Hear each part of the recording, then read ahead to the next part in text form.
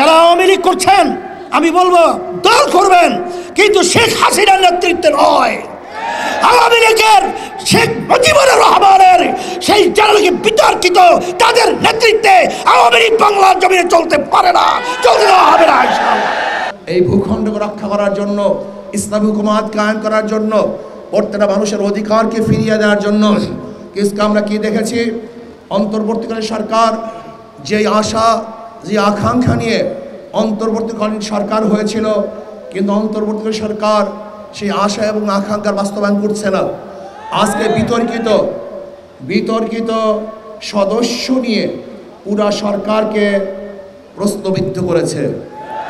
ফারুকী সাহেবকে অন্তর্বর্তীকালীন সরকারের সদস্য কেন নেওয়া হয়েছে এই জাতি জানতে চায়।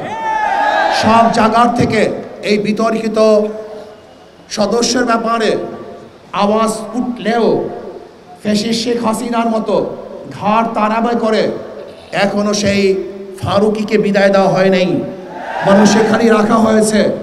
আমি বলবো এটা অন্তর্বর্তীকালীন সরকারের জন্য অকল্যাণ, এটা ঠিক কাজ করেন নেই। যাই হোক, দ্রব্যমূল্যের ঊর্ধ্বগতি এখন পর্যন্ত আপনি নিয়ন্ত্রণে আনতে পারেন নাই।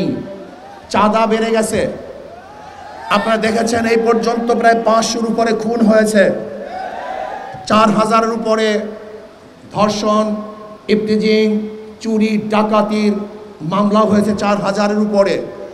এইগুলি আমরা চাই নাই। এই জাতি কোনো অবস্থাতেই নির্বিচারে হত্যার বাংলাদেশে দেখতে চায় না। আমার কোনো মেয়ে ধর্ষিতা হোক, এটা বাংলাদেশের মানুষ দেখতে চায় না। আমাদের বাংলাদেশের মানুষ কোনো ক্ষুধার্ত থাকুক, এর দেশের জাতি দেখতে চায় না। আমরা চাই ইনসাফ প্রতিষ্ঠিত হবে, প্রত্যেকটা মানুষের অধিকার তারা ফিরে পাবে। যেখানে থাকবে মুসলমানদের অধিকার, যেখানে থাকবে হিন্দুদের অধিকার, যেখানে থাকবে খ্রিস্টানদের অধিকার, যেখানে থাকবে মহিলাদের অধিকার, যেখানে থাকবে প্রত্যেকটা জেলে, তাঁতি, কুমার, ঋষি, চামার, প্রত্যেকটা মানুষের অধিকার যেখানে বাস্তবায়ন হবে, সেই রাষ্ট্র আমরা দেখতে চাই। আজকে ভারতকে বলবো, আপনি উস্কানি দিচ্ছেন, পায়ে পাড়া দিয়ে আমাদের সাথে যুদ্ধ করতে চান। আজকে ভারতের একদল দালালরা আমাদের দেশকে অস্থিতিশীল করার চক্রান্ত করতেছে। আমি বলবো ইসকন এটা হিন্দুদের কোনো সংগঠন নয়, এটা সন্ত্রাসীদের সংগঠন, এটা টেররিস্টদের সংগঠন। এরা সন্ত্রাসবাদ কায়েম করতে চায়, এ দেশকে ধ্বংস করতে চায়, এই ভূখণ্ডকে ধ্বংস করতে চায়। আমি অন্তর্বর্তী সরকারকে বলবো ইসকনকে নিষিদ্ধ করুন, অল্প সময়ের মধ্যে ইসকনকে নিষিদ্ধ করুন। আর ভারতকে বলবো, আপনি আমাদের সাথে যে যুদ্ধ করতে চান, ভারত কোনোদিনই আমাদের সাথে বন্ধুত্ব পরিচয় দিতে পারে নাই। ভারত সে দেশের সংখ্যালঘুদের উপরে ভালো ব্যবহার করতে পারে নাই, তাদের সাথে ভালো আচরণ করতে পারে নাই, তাদের সাথে বৈষম্য দূর করতে পারে নাই। আপনারা শুনেছেন ভারতের মধ্যে বাবরি মসজিদকে ভেঙে দেওয়া হয়েছিল, জ্ঞান পাপি মসজিদকে, সেখানে মন্দির বানাবার চক্রান্ত চলতেছে। ভারতের মধ্যে গরুর গোশত বহন করার অজুহাতে বহু মুসলিমদেরকে হত্যা করা হয়েছে।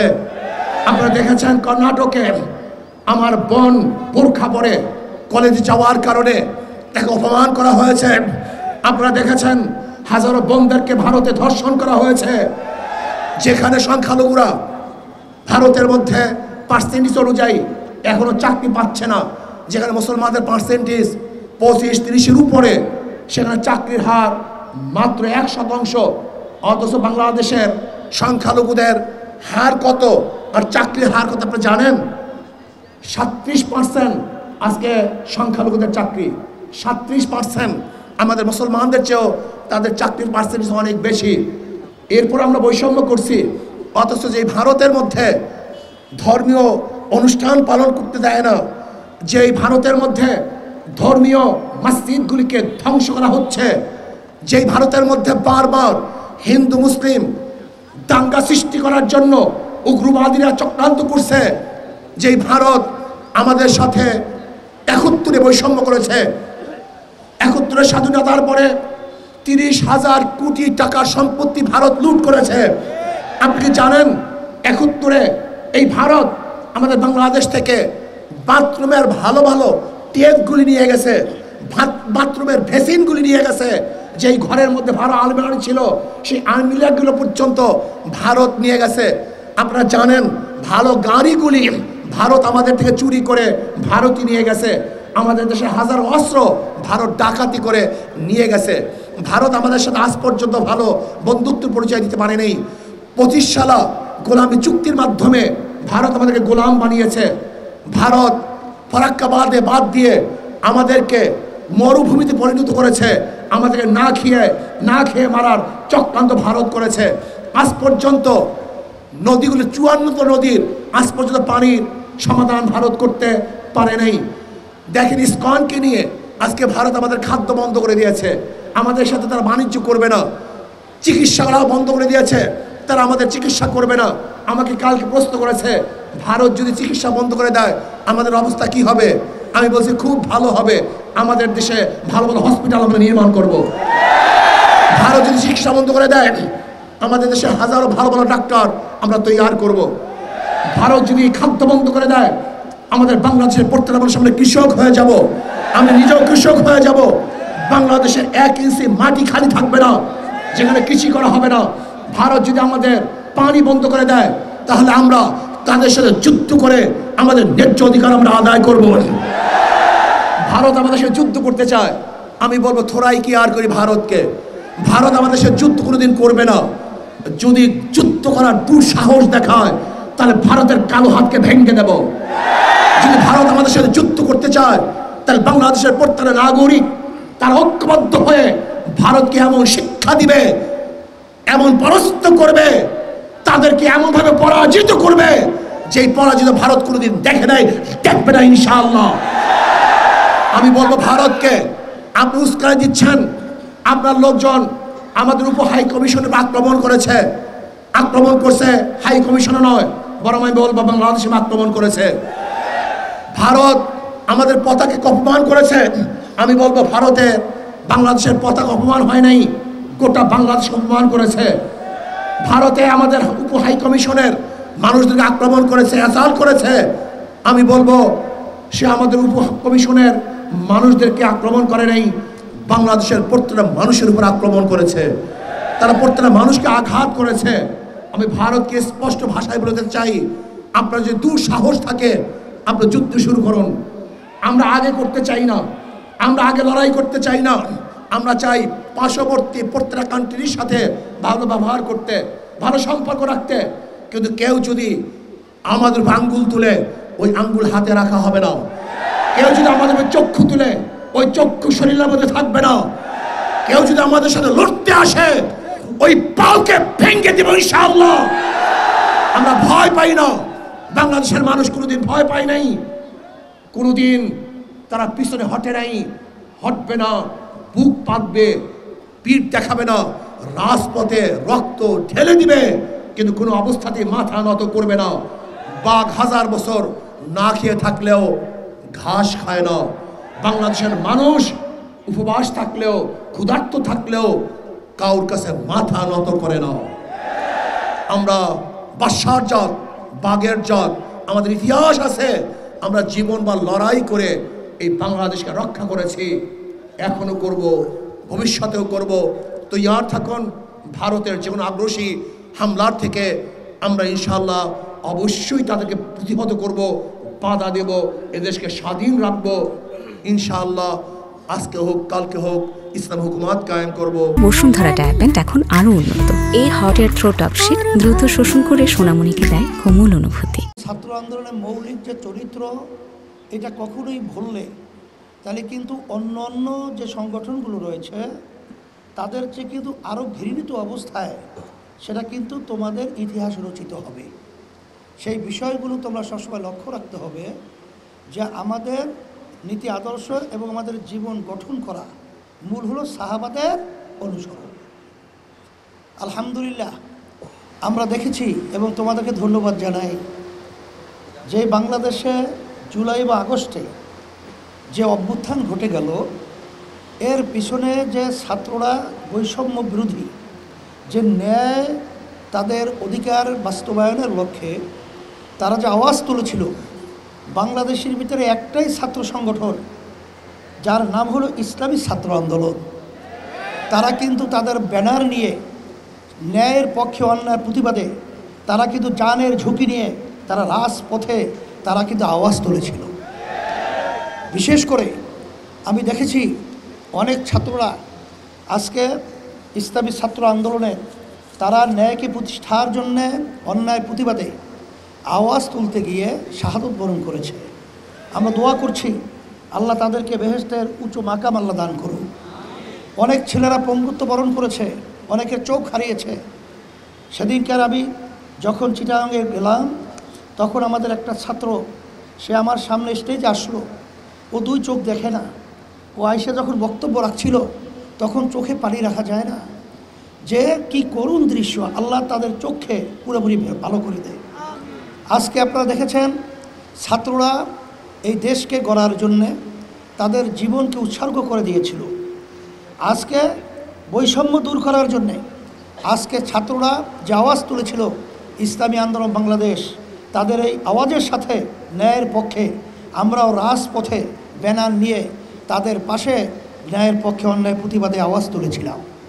আজকে দেশ স্বাধীন হয়েছে, কিন্তু আজকে আশ্চর্য এবং দুঃখ সহকারে বলতে হয় আমাদের যে বর্তমান অন্তর্বর্তীকালীন সরকার রয়েছে, আমার যেদিন প্রথম তার সঙ্গে দেখা হয়েছিল তখন আমি বলেছিলাম যে বাংলাদেশের ভিতরে প্রায় 100-র ভিতরে 92 জনের মতো মুসলমান বসবাস করে এবং এই মুসলমানদের প্রতিনিধির দায়িত্ব পালন করে হক্কানি ওলামা ইকরাম।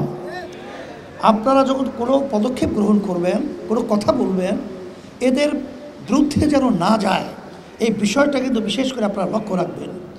এটা প্রথম অবস্থায় কিন্তু আমি প্রধান উপদেষ্টা ডক্টর ইউনূস সাহেবকে বলেছিলাম।